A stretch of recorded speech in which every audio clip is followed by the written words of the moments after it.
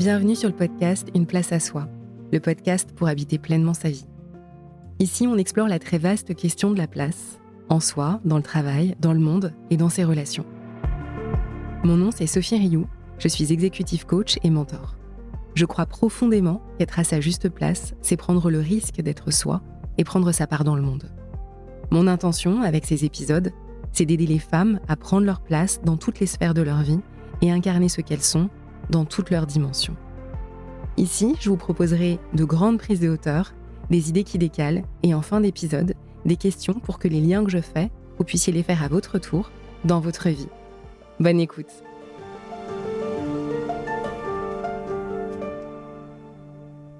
Aujourd'hui, je vous retrouve pour un épisode au format tangente.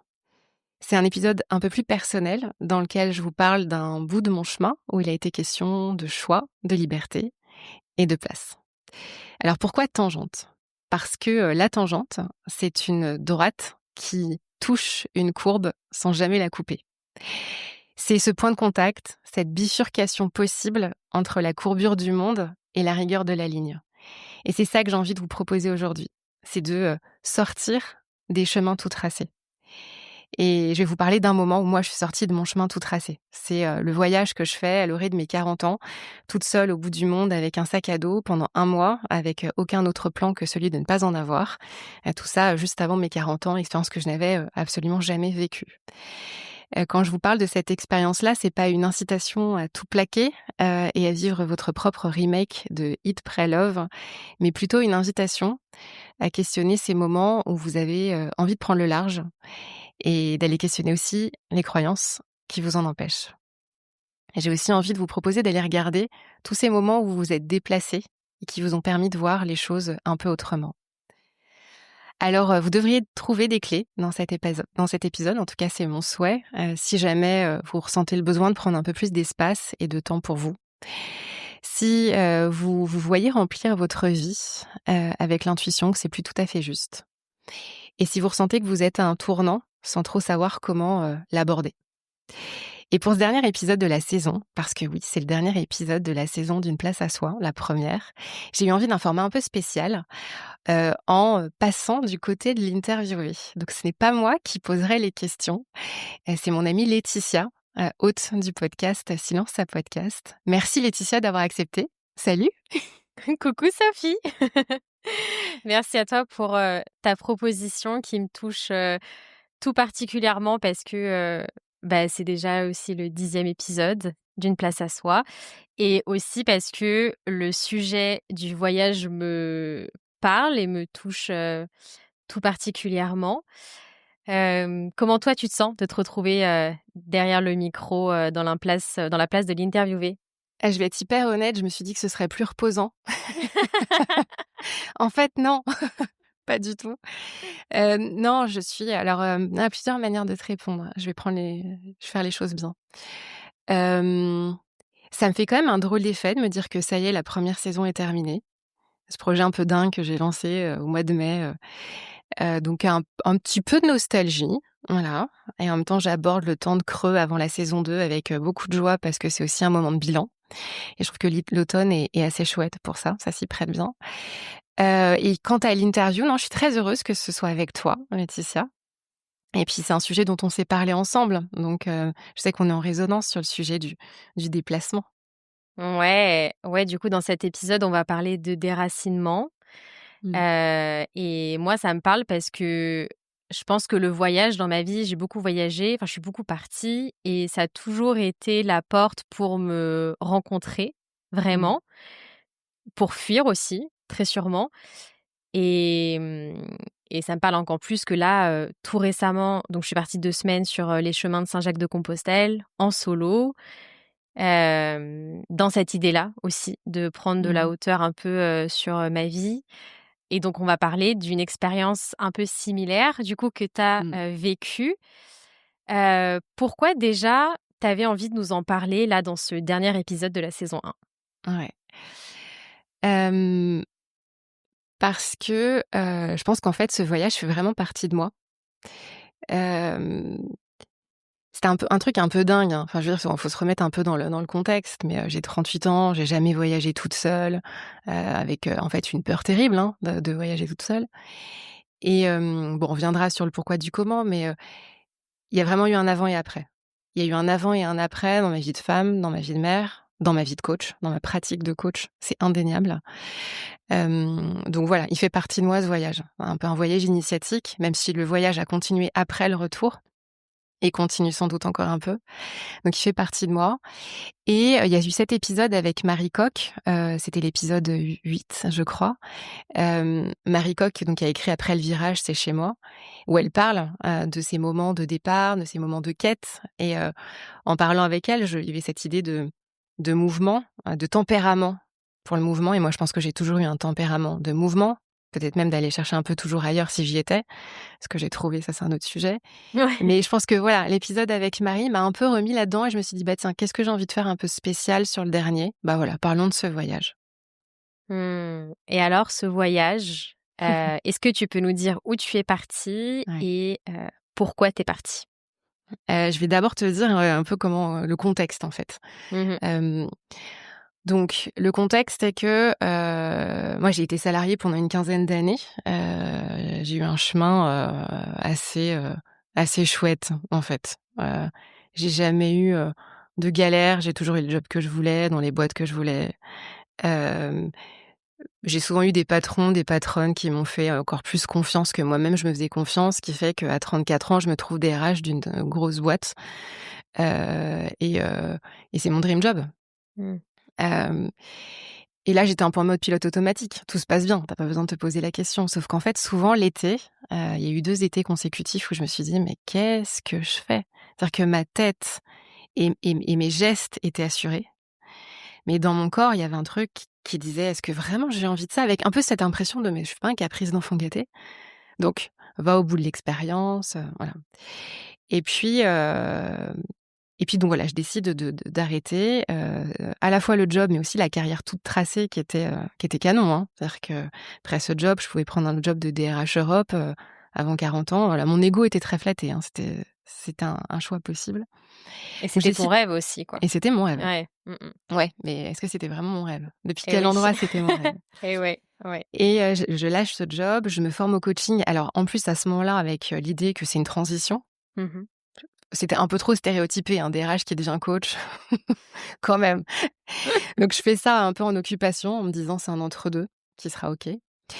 Je fais une petite année dans un cabinet de conseil, OK. toujours dans cette logique de remplir cet espace parce que je venais de quitter ce job. J'avais, quelque chose d'identitaire à préserver, voilà. Et puis en fait, dans ce cabinet, je me sens pas à ma place, donc je décide d'arrêter et de vraiment, voir ce que ça donne d'être entrepreneur toute seule et de dépendre de personne, à part de mes clients et du travail que je fournis pour me lancer. Et en fait, à ce moment-là, bah, je prends peur parce que je me dis: «Est-ce que je vais y arriver?» Heu, Parce que bon, je pense que ça va te parler, mais quand on décide de se lancer à son compte, on vend ce qu'on est. Notre valeur, c'est Ouais, soi. Mais donc moi, je me ouais. suis dit: «Mais est-ce que ma valeur a de la valeur? Ouais. Est-ce que j'en vaux la peine?» Donc je me suis posé cette question-là et puis voilà, en parallèle, il y avait quand même cette inclinaison à remplir ce vide, une difficulté à faire le deuil de cette ancienne identité, professionnelle et je remplissais de formations, de boulot, de sorties, de déj, de dîner, enfin j'arrêtais pas quoi et je me souviens qu'un de mes enseignants en formation de coaching m'a dit: «Sophie, tu ton sujet là, c'est d'apprendre à faire le vide, en fait. Ton énergie masculine, donc c'est vraiment pas genré hein, quand je dis ça, mais ton énergie de faire, d'impact, elle a plus rien à prouver. Enfin, elle est là. C'est même plutôt ton point fort. Mais c'est quoi elle est où ta part réceptive, ta part féminine, celle qui sent, celle qui et en fait, je l'avais complètement, ensevelie et donc voilà, je pars avec ça. Enfin, je pars pas encore. Il y a ça qui flotte et avec cette peur panique en fait, ça veut dire quoi faire le vide? Parce que lui, c'est ce qu'il me dit. Il me dit: «Sophie, il faut que tu apprennes à faire le vide». Mais moi, le vide, c'est mourir. Mmh mh. Faire face au Ouais. vide, c'est mourir. C'est vraiment un truc dans le ventre qui me et dans la gorge qui se serre et voilà Et donc je lâche ce job, je lâche cette mission dans ce cabinet de conseil en me disant: «Bah, ça y est, maintenant ma grande, va falloir y aller. Tu voulais être entrepreneur, ben, go for it». Mais j'ai peur et je suis assez déprimée, en fait et j'ai une amie qui le voit, c'est une ancienne collègue qui est devenue une amie et elle me dit: «Sophie, tu pas bien là, donc pars». Elle revient de Colombie à ce moment-là. Elle me dit: «Pars». Elle me dit: «Tu le temps. T'as combien de temps devant toi?» Et donc en fait, entre la fin de ma mission avec ce cabinet et le début de mes premières missions toute seule, j'avais 2 mois. Je fais: «Bah, allez, j'ai un bon mois». Elle me dit: «Tu de l'argent?» Et c'est qu'à ce moment-là, j'avais de l'argent, j'étais partie avec un plan social, donc j'avais de l'argent. Elle me dit: «Tu pars à l'est ou tu pars à l'ouest?» J'ai dit: «Ben, est». Ouais. Elle me dit: «OK, où en l'est?» J'ai dit: «Bah, en Inde». Elle me dit: «Ah, Sophie, premier voyage toute seule, faire le vide, l'Inde, je suis pas sûre que ce soit Ouais, ce ouais, soit le ouais, bon ouais. projet». C'est Et clair. ouais et et je décide de partir en Thaïlande parce que je connais la Thaïlande, en me disant: «J'y resterai peut-être, probablement pas. En tout cas, je veux pas la Thaïlande des touristes». Mais la Thaïlande me rassure parce que c'est safe, parce que je connais un peu. Complètement. Mmh. Et voilà et je pars un mois, avec, aucun plan. Et à chaque fois que je me suis vue me dire: «OK, trouve une retraite de yoga, trouve une formation en massage thaïlandais», je me disais: «Oui, mais non, c'est pas le projet». Voilà et je pars comme ça avec, une photo d'identité, pour pouvoir me faire un visa si je décide de partir, ailleurs et c'est ce que j'ai fait parce qu'après j'ai fini au Laos. Et puis un sac à dos, super léger, voilà. Mmh. Et dans ce process justement de départ ou quand tu t'es dit, «Ma décision est prise, je pars», Ouais. est-ce que tu as rencontré, des peurs Mmh. particulières ou qu'est-ce qui a été le plus dur? Est-ce que le départ même a été dur? Non, hyper facile. Non, je plaisante. Tellement pas. En fait, c'est un peu ambivalent parce qu'il y a beaucoup de gens qui m'ont dit: «C'est hyper courageux de partir». À ce moment-là, Mmh. je l'ai pas vu comme ça. C'était une nécessité de me barrer. C'est-à-dire que j'étais en boucle sur des questions sans réponse. Hem, enfin, vraiment, ce moment de me mettre à mon compte, ça a été je l'ai vécu vraiment comme une renaissance, quoi, comme une émancipation et donc c'est dur une émancipation, hein, quand on se souvient, quand on avait une vingtaine d'années, c'était pas simple. Voilà. Ouais, ouais. Je lâchais une identité que je pensais avoir été la bonne et lâcher une identité, c'est lâcher tout ce qui est avec. C'est ce que les gens projettent sur toi, sur moi, enfin, en l'occurrence à ce moment-là. C'est, une forme de sécurité financière aussi. C'est un truc autour de l'ego aussi, ouais, l'image sociale et je sentais qu'il fallait que je lâche, mais j'avais peur de lâcher donc et vraiment une espèce de crise, énorme donc quand on me parlait de courage, oui, il faut du courage pour partir. Bon, même si, quand tu pars, tu jamais vraiment une aventurière quand tu pars avec du wifi, un smartphone, hein. Enfin, je veux dire, faut en tout cas, c'était mon cas. Mais donc voilà, je pars avec cette, un peu avec une forme d'urgence. Ce qui a été, je pense, difficile, ça a été un certain nombre de réactions et j'ai pas mal entendu, «Ah ouais, donc tu abandonnes ton mari et tes enfants». Donc je Mmh. suis partie un peu avec la culpabilité en supplément bagage. J'ai pas mal ressenti le fait que je me donnais une autorisation, et que, ça pouvait effrayer certaines personnes et ça pouvait en faire envie à d'autres. Et je l'ai senti avant, pendant, après, hein, ça, hein. Et ce que j'ai ressenti assez fort et ça m'a un peu activée, mais bon, ça faisait partie de l'expérience, c'est qu'en tant que femme, une femme qui part, une femme qui vit, une femme qui suit son élan, une femme qui refuse d'être là où on l'attend, c'est encore vu comme quelque chose de dangereux, de douteux. Mmh. Et à chaque fois que je le ressentais, j'essayais de voir la projection et de pas y réagir, parce qu'en fait, ça appartient aux autres, pas à moi. Mais ça, je l'ai ressenti très, très fort. Puis après, j'ai rencontré 2-3 peurs, mais c'était plutôt sur place. Mmh. Tu penses que ça venait, bon, je sais pas si c'est une bonne question, mais j'allais dire, tu vois, plutôt des hommes ou des femmes justement cette, Oh, ça venait de tout le monde. ouais. Ça venait des hommes, des femmes, d'anciens collègues, d'amis, de ma mère. Moi, je l'ai beaucoup entendu parce que je pense que c'est, vraiment une perspective, sociale et culturelle. Ouais, mais je pense que c'est en ça que, en fait, les personnes en face vont te dire: «Tu es courageuse», parce que ça demande peut-être du courage de justement faire face parce qu'on sait aussi qu'on va faire face à ce genre de Ouais, réflexion, à ces à des jugements. commentaires, Mmh à des mh. jugements et tu vois, moi, dans mon cas, vu que j'ai pas d'enfant, j'en ai jamais eu, tu vois? Mais je sais que, moi, je me souviens très bien quand on travaillait ensemble pour lancer le podcast, que tu avais Mmh. pris, je crois que c'était 2-3 nuits, dans une cabane, À dans les Fontainebleau? arbres à Fontainebleau et que tu étais partie toute seule et sur le moment, ça m'a vraiment inspirée parce que autant je suis partie plein de fois toute seule, mais autant, tu vois, enfin, ça faisait un moment quand même que je l'avais pas fait Mmh. et je me suis rendu compte qu'en fait, il y avait une part de moi qui peut-être me l'autorisait pas par rapport à mon compagnon et de me dire: «Mais attends, on fait déjà pas grand-chose tous les 2, enfin, on part pas comme ça tous les 4 matins, tous les 2. Je vais pas quand même moi me l'autoriser et le faire toute seule, quoi». Mmh, pourquoi pas? Alors qu'en fait si, ouais, Mmh. si, tu vois? Mmh mh. Et hem et du coup, je trouve que ça m'inspire encore plus quand, bah, vous êtes femme, maman, et c'est vrai que oui, il y a des derrière, il y a les enfin, voilà, ce que la société, va Ouais juger, et bien après, ou pas, que ce soit des projections, alors souvent les projections, c'est ni plus ni moins qu'une envie d'être en intimité, d'être en lien avec l'autre, hein, c'est souvent pas mal intentionné et puis après il y a un peu d'envie et voilà, mais ça après ça regarde les gens, qui les formulent. Mais, tu vois finalement, tu parles du couple, hem, c'est un sujet d'alliance, c'est de se dire, bah, finalement, si toi et moi on a besoin de moments ensemble et de moments pas ensemble, bah, comment on deal avec ça? Comment on négocie?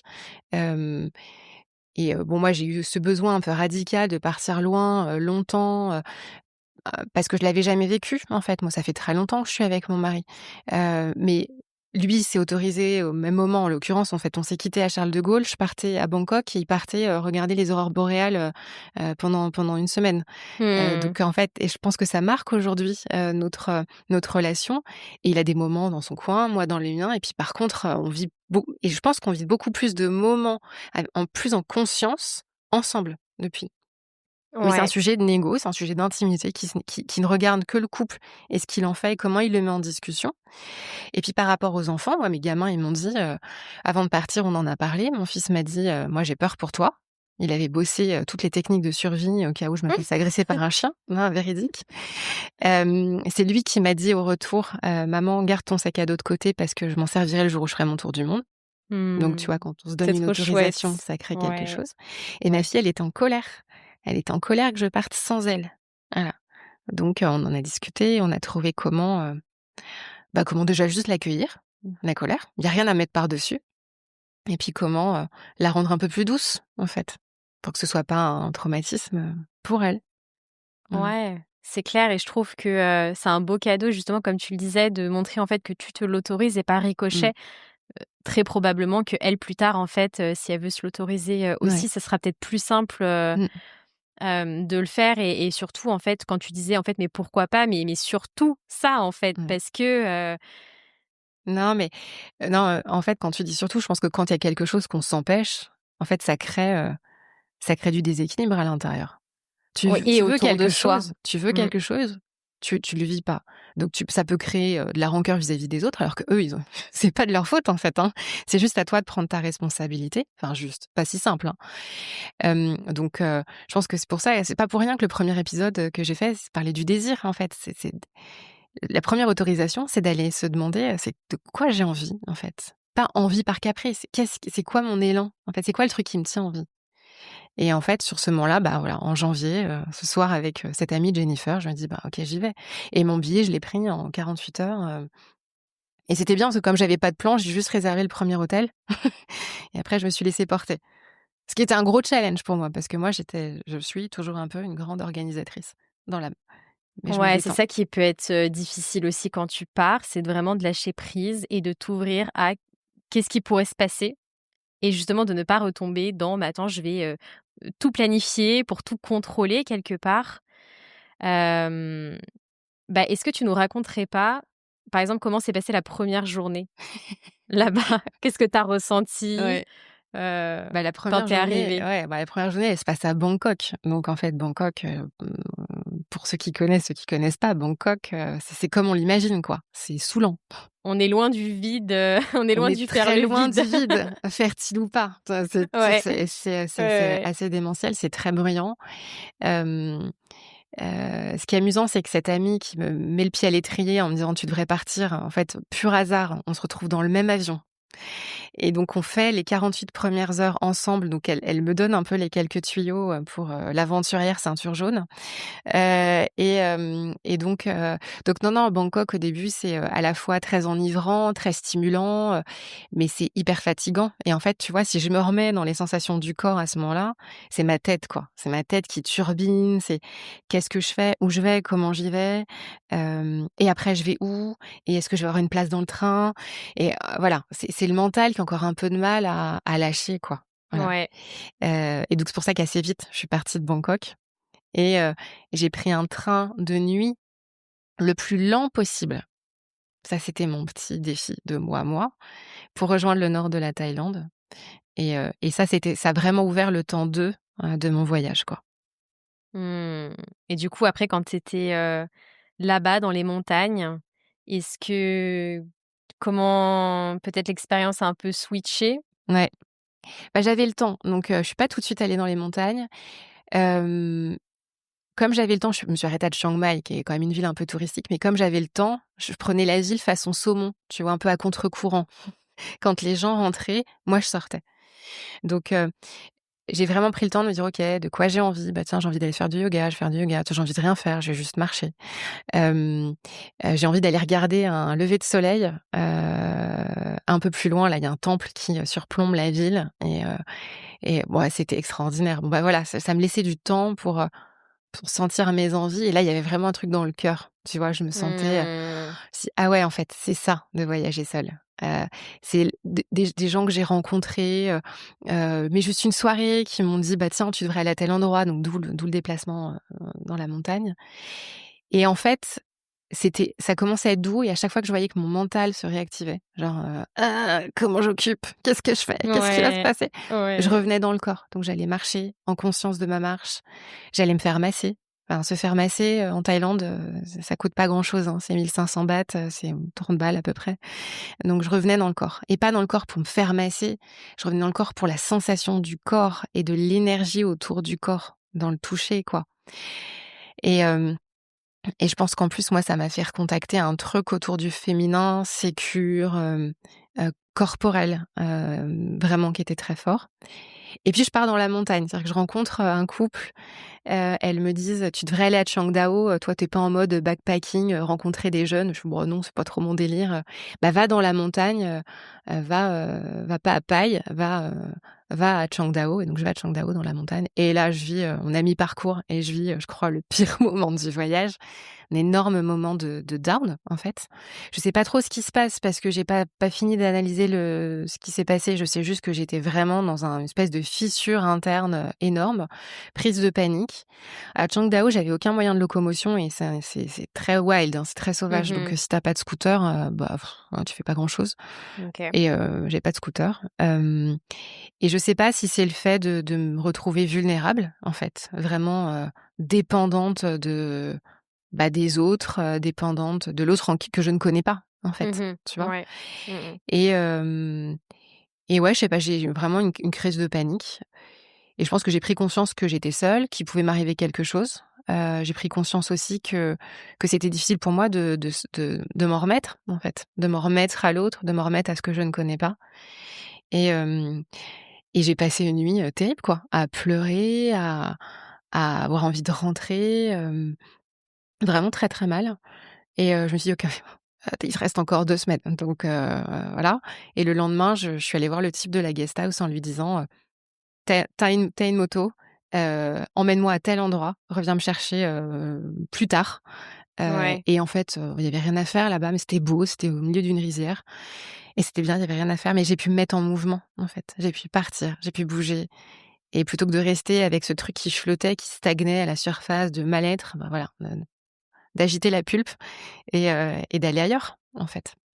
Donc ça, c'était un peu le temps 2 et puis le temps 3, bah, c'est le départ vers le Laos et là, tu vois, en t'en parlant, j'ai des frissons. Je crois qu'il y a vraiment un truc très sensoriel qui s'est ancré dans toutes mes cellules à ce moment-là. Je pars en bateau, donc là aussi, genre le truc le plus lent possible. 2 jours pour rejoindre, Luang Prabang, au Laos Et donc là, en fait, j'ai pas de réseau parce que j'ai une puce thaïlandaise, mais elle fonctionne pas. Ouais, ouais. Et donc, il y a rien d'autre à faire que de regarder le Mékong, de regarder les rizières qui sont, en fait, ils brûlaient les rizières pour faire repartir la terre. C'est une méthode, ancestrale et tout était hyper flou.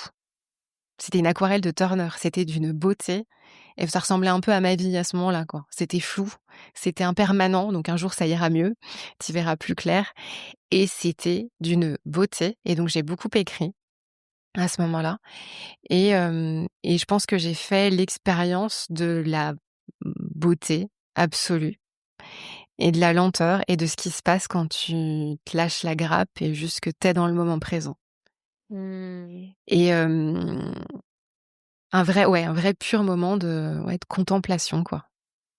C'était chouette et je crois que c'est à ce moment-là où c'est pas je crois, hein, j'ai vu que mon billet était flex et que je pouvais, rallonger un peu. Mais finalement, je suis rentrée, à la date prévue parce que mes enfants, mon mari me manquaient, que mes clients m'attendaient aussi un peu et que c'était un peu une fuite en avant que de jouer les prolongations. Mmh. Ouais. Ah, ça me fait, me rendre compte, tu vois, que c'est marrant, mais ce qui s'est passé, du coup, quand tu étais dans les montagnes, justement, ce moment Ouais. où tu te sentais pas hyper bien et du coup, la solution, ça a été de te remettre en mouvement. Mmh. C'est aussi ce qui s'est passé avant de partir, quoi, tu vois? Exactement. Ouais et c'est un peu, justement, dans ces moments-là, un peu de flottement où on sent qu'il y a quelque chose qui va pas hyper bien, au final, c'est toujours cette question de se mettre en mouvement pour prendre de la hauteur sur la situation. Mais même quand on est à l'étranger aussi, hein, parce qu'en fait, une fois qu'on part, c'est pas on arrive et tout est beau, tout est rose. Bien sûr qu'on a des moments comme ça où on pleure, où ça va pas, où on a envie de rentrer, nos proches nous manquent aussi. Hem Et ouais, de se remettre en mouvement aussi, Ouais. aller ailleurs aussi, parce que tous les endroits ne sont pas justes quand on part comme ça. Mmh. Hem, Je pense c'est que une solution, quoi. tu as complètement raison. J'avais pas fait l'analogie entre ce qui s'était passé avant de partir et ce moment, que je contacte, quand je suis, dans la montagne. Hem et oui, en fait, de manière vraiment, évidente, le déplacement, et le mouvement, permet d'y voir plus clair. Le voyage, c'est une manière matérielle de concrétiser ce mouvement.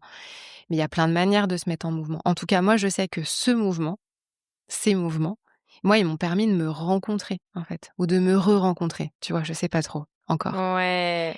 Ils m'ont vraiment permis de me re-rencontrer et dans le déplacement et dans le voyage, là, en l'occurrence, quitter mes habitudes de française, de femme française de 40 ans, ancienne cadre sup, de finalement jamais me présenter par le métier que j'exerce.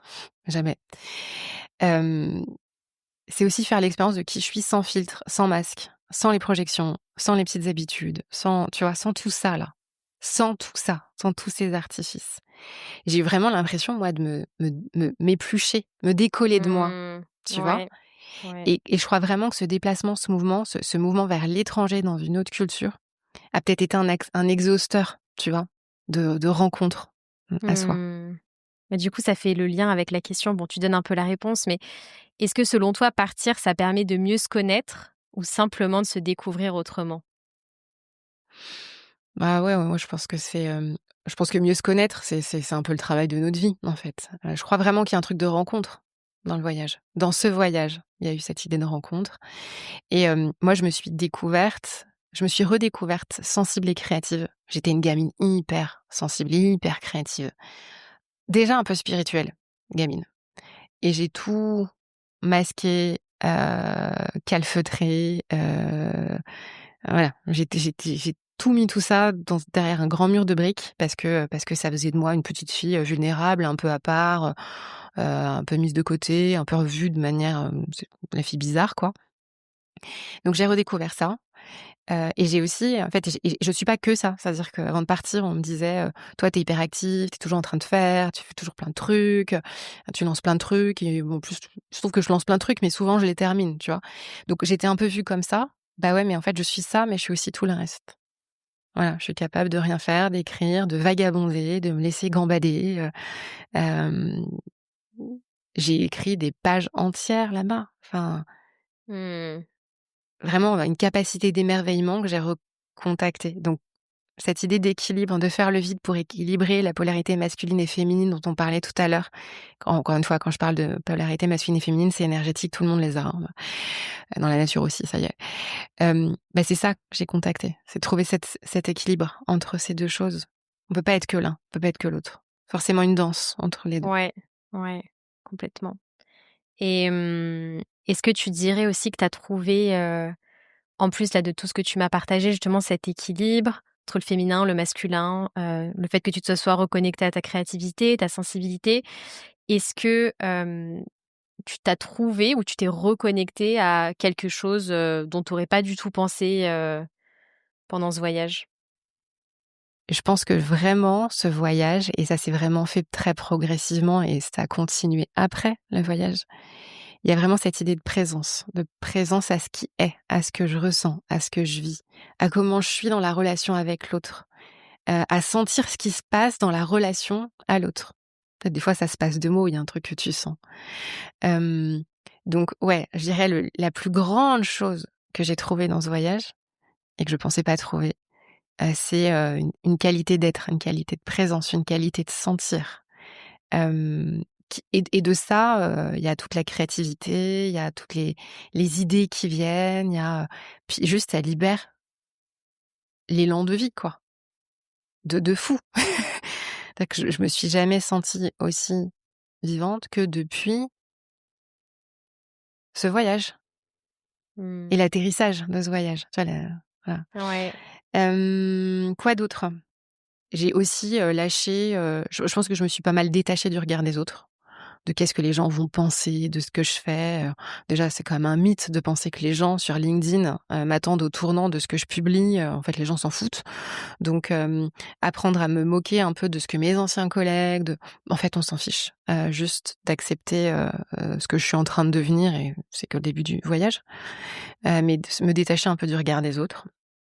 Hem Et puis, oui, on en parlait un peu tout à l'heure, je pense que ça a amené une forme aussi d'équilibre dans mon couple, dans la relation que j'ai avec, l'homme qui partage ma vie. En fait, partir, c'est forcément un peu défusionner, et en fait, souvent les couples, ils sont faits de ça, un peu beaucoup passionnément, parce que c'est aussi avec ça qu'on grandit. Hem, donc partir, c'est aussi interroger l'attachement, de quoi il est fait, parce que quand il y a fusion, il y a confusion. Quand il y a confusion, on n'y voit plus très clair et on se mélange avec l'autre, et donc on tait, on étouffe nos désirs.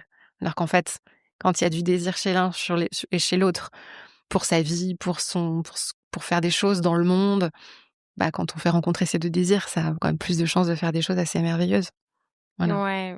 Ouais et puis, je dirais que cette distance-là, elle est, nécessaire justement parce que quand tu es loin de l'autre ou loin de tes proches, hem, tu vas plus être après, je sais que parmi chez les femmes, il y a aussi beaucoup, le rôle un peu de sauveuse, on veut prendre soin. Mmh. Et en fait, dans la vie de tous les jours, c'est très difficile de prendre ce recul-là quand on n'est pas à vouloir répondre aux besoins de notre famille qui nous entoure, de est-ce que tout le monde va bien et les désirs de tout le monde sont respectés, sont nourris et prendre cette distance-là physique et peu importe où on va parce que voilà, là, on parle de la Thaïlande, mais des fois juste partir un week-end, dans une cabane à Fontainebleau ou ou autre part, même pas très loin de chez soi, mais Ouais, juste de physiquement s'extraire un peu de son ouais, s'extraire de son quotidien. Aller ailleurs, ça permet justement de prendre cette hauteur-là, ouais. en fait. Mais c'est intéressant dans ce que tu dis parce qu'il y a plein de choses. Il y a, l'injonction à prendre un rôle au sein de son foyer, de sa famille. Mais en fait, ça aussi, ça se questionne. Enfin, je veux dire, questionnons ça. Et puis oui, donc effectivement, parfois, le fait de partir, ça permet de se dire finalement de quoi j'ai besoin, c'est quoi mon envie? Qu'est-ce qui serait juste pour moi dans mes relations? Est-ce que j'ai encore envie de prendre soin de tout le monde? Est-ce que moi je prends soin de moi? Et parfois, le fait de se mettre un peu à distance permet de voir les choses avec, une clarté différente. Maintenant, là aussi, un autre truc à aller interroger, c'est que, finalement, qu'est-ce que j'accepte de prendre de ce que l'autre projette sur moi? Ouais, Parce que peut-être que je sauve, peut-être que je fais plein de choses, mais qu'est-ce que ça nourrit chez moi comme image? C'est peut-être hyper flatteur d'être, la femme indispensable dans le foyer. Je me le répète à moi, hein, aussi, hein, Laetitia, ouais. attention, hein, je suis pas en train de faire une leçon de morale, hein. Hem, ouais, je pense que c'est aussi de se dire, il y a comment moi j'alimente le système, comment le système s'alimente aussi par les attentes des autres, les projections des autres. Et parfois, le fait de se rendre un peu moins indispensable en partant, c'est aussi voir ce qui se passe. Et souvent, ça se passe très Et bien, souvent, en ça se passe plus. très bien. Ouais, ouais, ouais. Et puis, maintenant, effectivement, je pense, à certaines conversations que j'ai eues avec des amis, avec des clientes, qui ont un peu peur de partir, un week-end, même une journée, quoi. Et vraiment, j'entends ça, vraiment, et je l'accueille, à cœur ouvert parce que je l'ai ressenti aussi. Hem, c'est aussi voir la réaction de l'autre, parce que l'autre peut aussi avoir, un peu peur que tu partes. Parce Ouais, que ouais. partir, c'est, mettre un peu d'instabilité dans le bazar, quoi. Et tout le monde a besoin d'équilibre. Toi, moi, les hommes qui partagent notre vie, voilà, les femmes quand on vit avec une femme. L'autre a envie de stabilité. Donc, là aussi, c'est quand on décide de partir, c'est dire peut-être aussi d'être explicite, c'est pourquoi j'ai besoin de ce temps, c'est quoi l'intention que je pose, heu, de rassurer l'autre sans forcément jouer à maman ou à papa, hein. Je veux dire, à un moment donné, on est adulte. Mais c'est aussi de se dire: «Bah, voilà, dans ce moment-là, voilà pourquoi j'en ai besoin, appelle-moi, ne m'appelle pas». C'est voilà, c'est aussi un sujet d'alliance. Enfin dire, pour remettre un peu de stabilité, d'équilibre à l'endroit où l'autre peut avoir peur du déséquilibre. Ouais, et dans ces moments-là, la communication, elle est primordiale parce que l'autre, s'il ne se l'autorise pas, après c'est aussi une question de besoin, est-ce que la personne aussi en a besoin ou pas? Mais c'est vrai qu'il peut y avoir de l'incompréhension de se dire: «Mais pourquoi tu pars?» Souvent en plus la personne peut ramener ça à elle. Est-ce que Ouais. c'est moi? C'est le couple? Hem, donc oui, je pense que dans ces moments-là, ça demande énormément de communication et ça me fait penser aussi à autre chose, mais il y a des personnes aussi qui peuvent voir ça comme une fuite. Ouais. Est-ce que, comment toi, tu as vécu le fait de partir? Maintenant aussi avec le recul, est-ce Mmh. que c'était peut-être une fuite de, ta vie telle qu'elle était à ce moment-là? Ou Ouais. ouais. Mmh. Est-ce que j'ai fui? Sur le moment, je me suis dit: «Mais non, bah, non, je vais vivre un truc que j'ai envie de vivre, que j'ai jamais vécu», En réalité, bien sûr qu'il y avait un peu de fuite.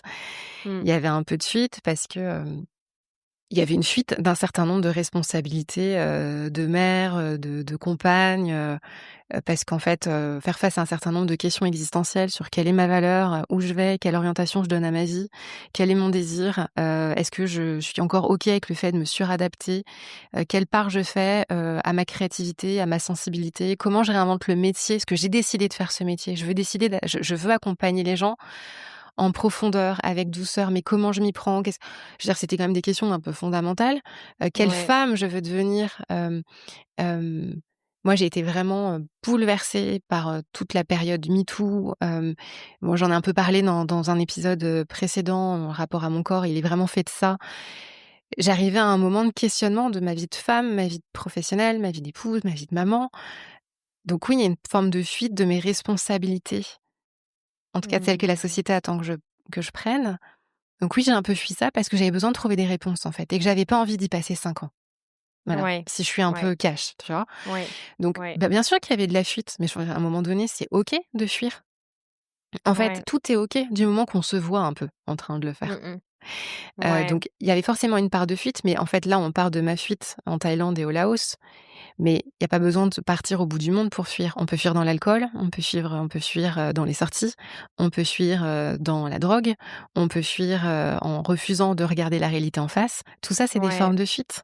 Mmh mh. Donc et c'est OK, c'est qu'il y a un truc qui n'arrive pas à, il y a un truc qui a besoin d'un changement d'écosystème. Bon, ben, voilà, Mmh. fuyons, mais soyons conscients.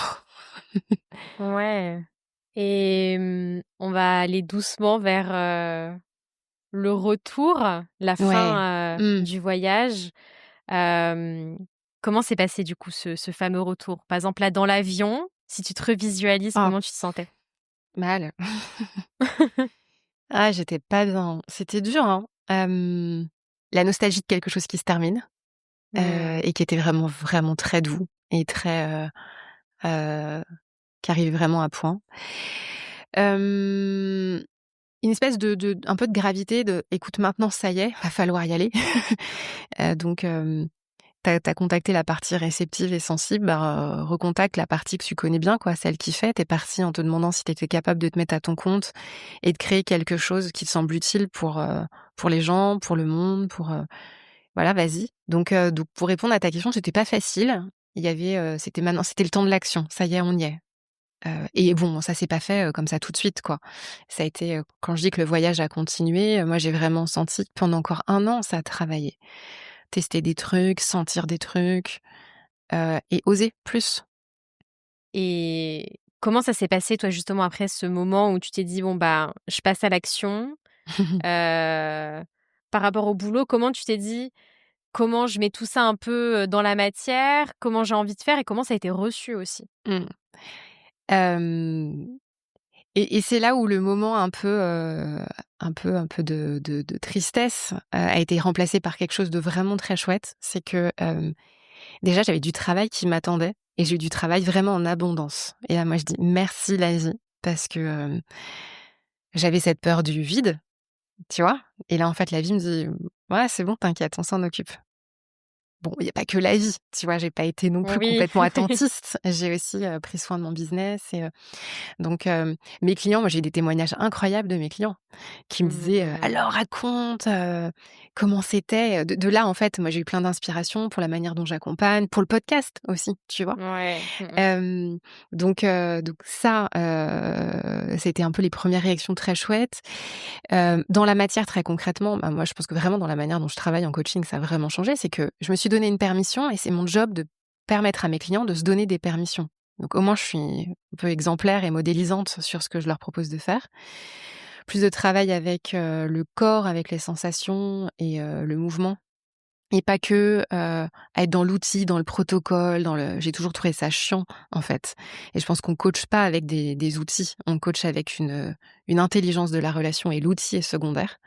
Donc ça m'a vraiment donné un espèce d'ouverture dans ma manière d'accompagner, vraiment big time et puis, ce que ça a permis, bah, ça a permis, les journées résonance que j'organise maintenant, en fait, j'ai plus peur, quoi.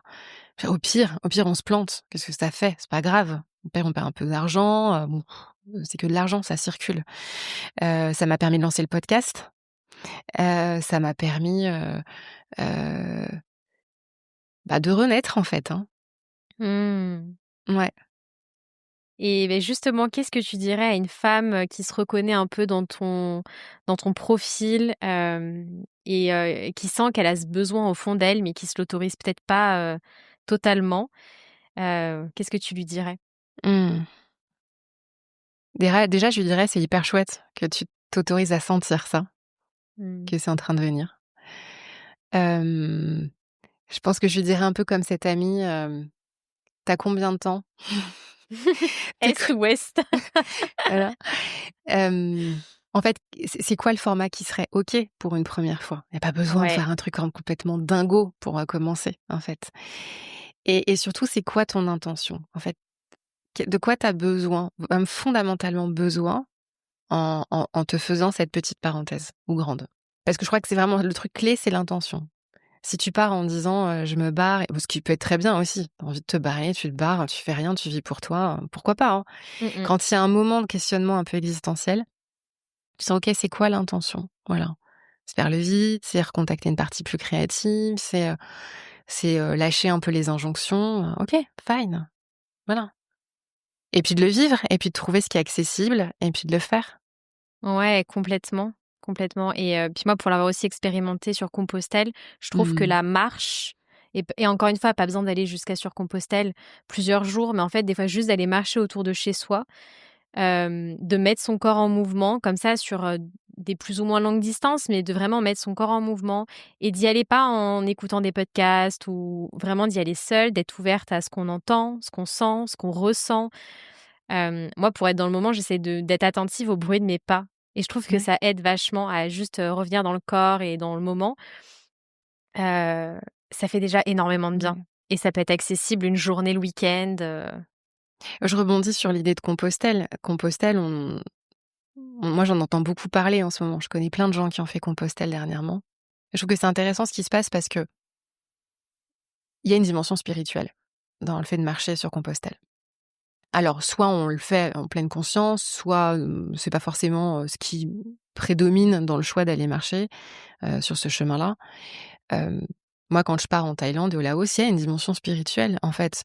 J'ai pas été élevée dans la religion, même plutôt dans le rejet de la religion, mais quand on se retrouve de soi à soi, et ben, on contacte l'immensité qu'on a à l'intérieur Mmh. et pas Ouais. l'immensité qu'on va chercher à l'extérieur en faisant des trucs de dingue, en achetant des trucs de fou. C'est ce qu'on a d'immense à l'intérieur. C'est ce que tu ressens quand tu contactes le bruit de ta marche et le bruit de ton souffle, sans être tourné vers l'extérieur avec un épisode de podcast ou un son que t'aimes bien. C'est ce que je ressens quand, je suis dans un temple, au Laos. Moi, j'ai souvenir d'un moment d'épiphanie absolument dingue, avec la lumière qui rasait sur les tuniques oranges. C'était d'une beauté infinie, des frissons en te le disant. Mais à une terrasse de café, quand tu es présent à ce que tu vis, à ce que tu ressens, tu contactes l'immensité qui t'habite et et là, du coup, c'est une profonde sécurité. On a besoin de rien d'autre à cet endroit-là. On a besoin de rien d'autre parce qu'on se sent soutenu. En tout cas, moi, je me sens soutenue. Pourquoi, comment, j'en sais rien, mais je me dis: «OK, en fait, je suis toute petite dans ce grand truc-là Mmh. et en même temps, il y a quelque chose de très grand quand même en moi Mmh. qui s'ouvre». Ouais, c'est super beau. Hem, on va clore doucement Ouais, l'épisode. D'habitude, tu demandes à tes invités de venir avec un texte. ouais, Du coup, dans cet épisode, c'est toi qui te prêtes au jeu. ouais. Alors, qu'est-ce que tu es venu nous partager? Tout à l'heure, tu me demandais comment je m'étais sentie Mmh. dans l'avion retour. Alors bon, bah, j'étais pas très, très bien. Mais j'ai fini un livre qui s'appelle, Garçon manqué de Nina Bouraoui, que j'avais commencé, la veille au Laos. Dans ce bouquin, qui est un bouquin autobiographique en fait, Nina Bouraoui, elle explore le sujet de l'identité. En fait, elle est à la fois elle est née en Algérie, elle a grandi en Bretagne et elle se sent, entre 2 identités, finalement pas vraiment à sa place. Elle parle de l'Algérie de son enfance, elle parle de la Bretagne des années 70, elle parle du racisme ordinaire dont elle a été, victime et de la nécessité, complètement inconsciente, hein, mais d'effacer sa vie, ses premières années de vie à Alger et donc elle se vit pas entière. Alors c'est pas écrit comme ça, mais, et ce bouquin, j'ai trouvé très beau parce que c'est une ode à la nature incroyable et c'est une ode au corps, hein. Je pense que j'ai jamais lu un bouquin aussi sensoriel que celui-là, quoi. Et hem et donc là, ce que je vais partager, c'est une scène où en fait, elle quitte la Bretagne, elle va à Rome. Elle va à Rome un été, donc il fait extrêmement chaud et elle va dans les jardins de Tivoli. Nous avons beaucoup marché à Rome. Nous avons oublié Alger, son climat, son insécurité. Nous avons cherché partout à être plus libres encore, dans la nuit, dans les rues désertes, dans des endroits isolés, dans les jardins de Tivoli. Tout était si facile. Être, se promener, tarder à rentrer, regarder, ne plus avoir peur, de rien. Parmi ces hommes, parmi ces femmes, je n'étais plus française, je n'étais plus algérienne. Je n'étais même plus la fille de ma mère, j'étais moi. Avec mon corps, avec ce pressentiment, quelque chose arriverait. Le Colisée, le Forum, Via Veneto, Del Corso, Del Popolo, Trévis. Et toutes ces églises, cette obscurité, ce silence retrouvé. Parce que la chaleur est un cri, un rugissement, et avec la lumière, une déchirure. Il fallait se rafraîchir à tout prix en mangeant des copeaux de noix de coco gelées, des gelati, des fruits, des oranges surtout, et en allant au jardin de Tivoli. Je voulais tout voir, tout visiter, tout savoir, comme si je n'allais jamais revenir, dans cet été unique et romain. Les temples, les vestiges, les palais, cette histoire vivante, Rome, ma ville, ma nouvelle ville, avec ses hommes, avec ses femmes, avec cette beauté si gaie. Là, en regardant le bleu du ciel, je n'avais jamais envie de pleurer. Je suis devenue heureuse à Rome. J'ai attaché mes cheveux et on a découvert une nuque très fine. Et encore plus. Des attaches sensibles, un joli visage, des yeux qui devenaient verts au soleil, des mains et des gestes de femme, une voix plus grave et contrôlée. Je suis devenue heureuse à Rome. Mon corps portait autre chose, une évidence, une nouvelle personnalité, un don peut-être. Je venais de moi et de moi seule. Je me retrouvais. Je venais de mes yeux, de ma voix, de mes envies. Je sortais de moi. Et je me possédais. Mon corps se détachait de tout. Il n'avait plus rien de la France, plus rien de l'Algérie. Il avait cette joie simple d'être en vie. Une joie si forte qu'on peut la voir sur toutes les photographies de ces vacances-là.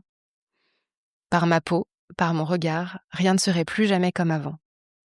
Par mon seul corps, de ce qui s'en dégageait, par sa décision d'être un corps libre dans les jardins de Tivoli.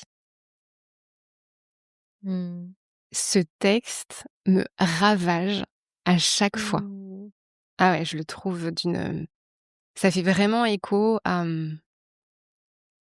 toi d'être un corps libre, d'être femme libre, en sécurité, un peu flamboyante, et de se détacher là de son origine française, algérienne. En fait, ce processus d'effeuillage, je n'appartiens plus, je deviens. Ça me bouleverse encore. Mmh. Merci beaucoup Sophie Merci de t'être Laetitia. livrée, dans cet épisode. Hem, Est-ce que tu veux partager tes questions, les 2 questions de fin de l'épisode? Ah bah oui, je garde ça, je garde les questions signature, ça marche. Hem, alors la première question, c'est une question qui m'a été posée, en fait, avant de partir. Donc je vous la donne en cadeau. Si le vide vous fait peur, et si renoncer à agir pour plus de sentir vous fait peur, qu'est-ce qui se passe pour vous si vous remplacez faire le vide par laisser émerger? Et la deuxième question, si vous pouviez rencontrer un peu plus de vous, qu'est-ce que vous pourriez trouver? Alors je sais pas, ça peut être plus de créativité, plus de sensibilité, plus de solitude, plus de... je ne sais pas. Et cette part-là, ce serait quoi son message pour vous? Merci Mmh. Laetitia. Merci à toi Sophie et j'en profite aussi pour, remercier tous les auditeurs et les auditrices de leur fidélité pour cette saison 1. Moi, j'ai été très, très, très heureuse de t'accompagner à créer et lancer ce podcast, et tout au long de cette saison 1. Hem, Si tu veux, je te laisse le mot de la fin Ouais. pour, Mmh. la suite. Eh ben, ouais, merci à toi Laetitia, la marraine d'une place à soi. C'est un vrai, un vrai plaisir, une vraie joie en fait, hein, de créer, ce podcast, avec toi, à mes côtés. Un grand merci à celles et ceux, parce qu'en fait, il y a aussi pas mal d'hommes qui écoutent une place à soi, pour, leur fidélité, pour leur retour. Moi, j'avais pas d'attente pour ce podcast et en fait, je suis genre tellement imprégnée de joie et d'amour quand je vois, son petit chemin, en fait. Donc voilà, j'ai beaucoup de gratitude, donc merci pour ça. Et hem et puis, bah, rendez-vous à la saison 2 parce qu'en fait, immanquablement, il y aura une saison 2. J'aime vraiment, vraiment cette approche durable de faire passer des messages sur ce thème que je trouve tellement, universel et fondamental, quelle est ma place dans ce monde et comment je peux amener prendre ma part, au monde en étant, allez, tant qu'à faire un peu moi, quoi. Un Mmh, moi en paix, en fait. Je crois que le monde en a besoin. complètement. Alors on se dit à très vite. On se dit à très vite. Salut Ciao. Laetitia. Salut. Merci à tous. J'espère que cet épisode vous a plu et qu'il vous a donné envie d'oser mettre un peu plus de ce que vous êtes dans ce que vous faites.